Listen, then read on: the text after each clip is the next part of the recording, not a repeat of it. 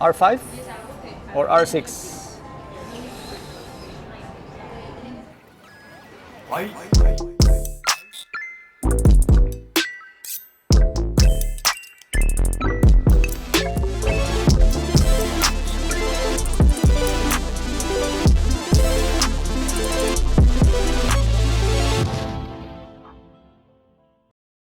Hello everyone, here I am in the field with the Canon Eos R5 and the R6 recording right now. I think we are all pretty excited with the R5. I think it's one of the best Canon cameras from all time. And I think it resembles like the 5D Mark II, the one that started it all, recording 180p also in video. So yeah, I think the R5 is going to be a really best seller, but the R6 I think is going to make it tough for the R5 even in this field. Okay, so follow me and we will talk about it a little bit more. So Canon R6 and R5 finally, wow, talking about construction, okay, both bodies have an internal magnesium alloy construction.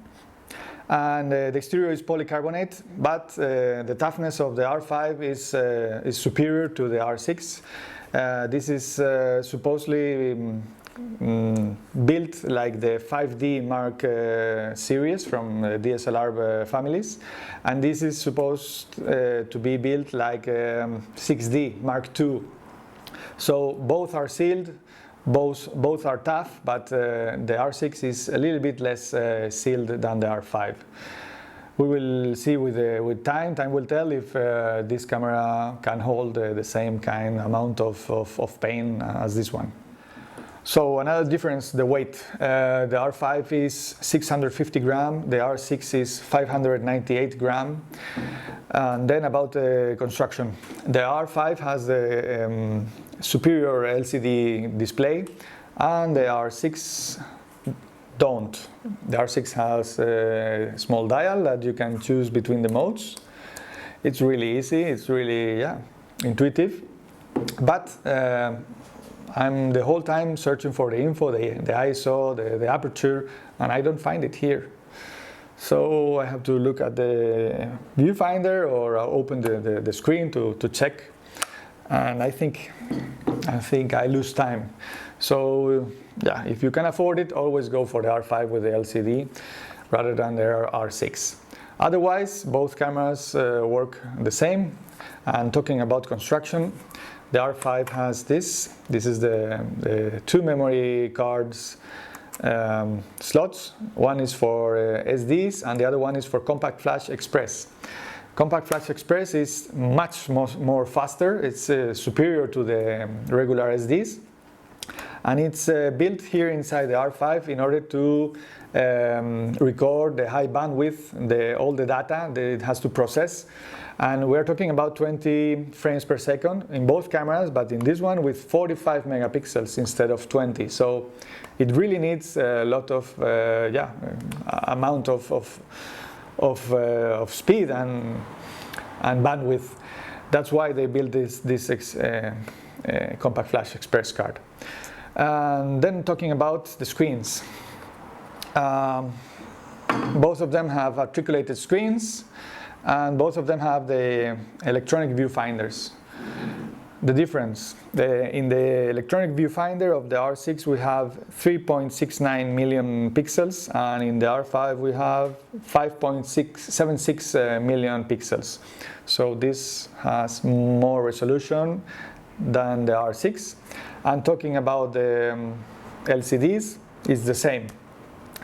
2.1 million pixels versus 1.62 million pixels. In real life, you really don't notice this high resolution. Maybe in the electronic viewfinder of the R6, you will notice more clarity than in the R6. But the screens are almost the same.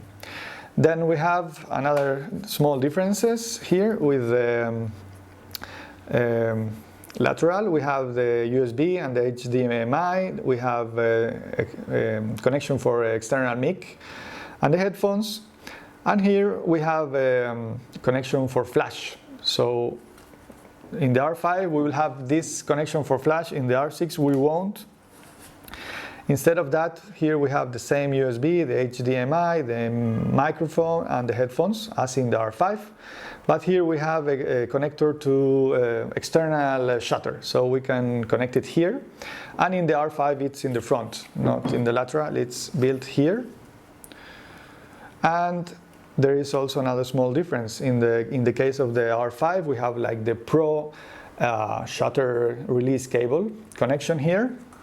And in the R6 it's the old-fashioned cheap external connection for shutter release cable, okay? Otherwise, both cameras look the same, apart from the LCD, and yeah, I think both of them will be tough.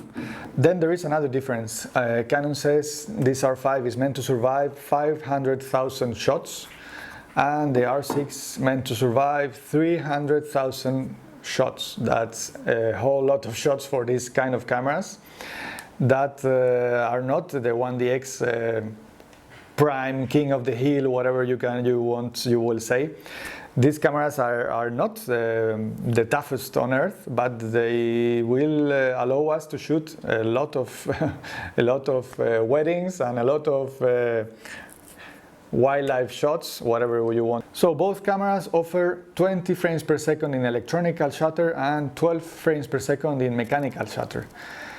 Talking about the R5 with 45 megapixels, shooting at 8K RAW and 4K 120, or even fast shutter burst of 20 frames per second in electronical with 45 megapixels, this amount of data will fill the memories in a breeze. So that's why you really need this compact flash express card.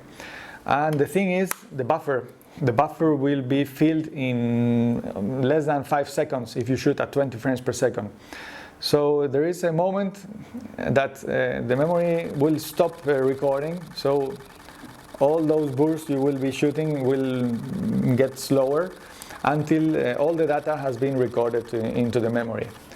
And that's what life is. I mean, if you're shooting 20 frames per second with this technology, you will have to wait for the buffer to clear. Talking about noise, both cameras are able to shoot in complete silent mode with the electronical shutter.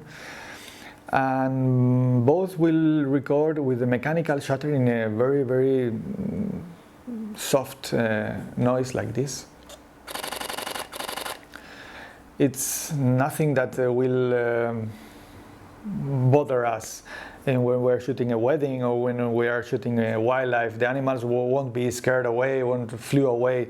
I think it's really, really soft, and Canon has done a good job lowering the noise in both cameras. So both cameras share the same dual pixel CMOS 2 system for the autofocusing, and the autofocusing is really, really fast. There is something that the R6 will perform better than the R5, and it's in this when we are shooting in really, really low light conditions.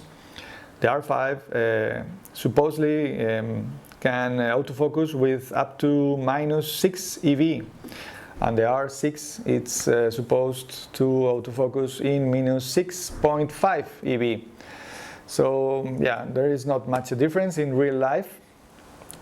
But the lower resolution of the R6 will perform better in low light conditions than the R5. So many of you have asked me to do an image quality comparison between both cameras, and I did so. I went to the little old hide, took the R6 and the R5 with the 300mm lens, took the same picture, almost the same picture, with the same aperture f4.5, and making a crop and looking at the differences, you really see, you really don't see a huge difference in sharpness. Maybe one of them is a little bit sharper than the other one. Maybe this one maybe should be the R5. Let's see the file info, and no, it's the R6. So yeah, as you see, R6 with 20 megapixels, less than a half, as the R5 is sharper, at least in this case with almost the same conditions. I did change the ISO, but yeah. So unless you are going to do a huge amount of crop, like 50%, you won't need so much resolution. It's a lot more about the framing.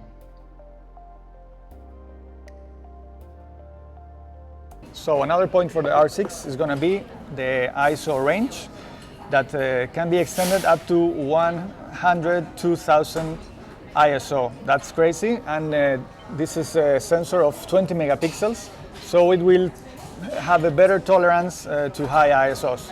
The R5 instead has a 45 megapixel sensor, and that will make the highest ISO number go up to 51,200. Not bad for a sensor so big as this one. In the field, I will not use higher ISOs than 6,400. I think all the cameras I have tested before, I usually wouldn't go above 3,200. But with these cameras, I really feel more comfortable, and I use ISOs up to 6,400. Talking about the power and how many shots we can do, the R5 is rated to take up to 320 shots through the viewfinder and 490 shots through the screen, both in power economy modes. And the R6 is rated to shoot 380 shots through the viewfinder and 510 shots through the screen. Both can be charged through the USB-C port. You can use a power connector, adapter, or you can also use special power banks compatible with this brand. So my own experience with the power consumption of the batteries, it's totally different. I have been able to shoot like 2,000 shots per charge, and I really think those are definitely good numbers. And yeah, and yesterday also I was shooting a little owl, and I was able to shoot for 2 hours 30 minutes connected via Wi-Fi to my phone's Canon app. Those are definitely really good numbers. So I think you have managed to see all the difference between those cameras. The R5, I really think it's the best mirrorless out there right now, for sure.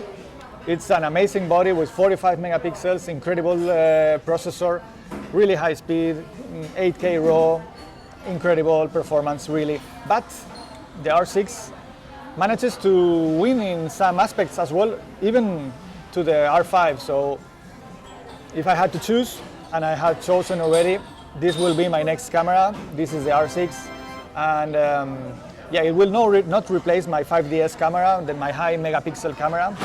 But for the meantime, until Canon releases a new high megapixel body, the R6 is going to be my next body. So hope you liked the video. If you liked it, give the like button, subscribe, and see you soon.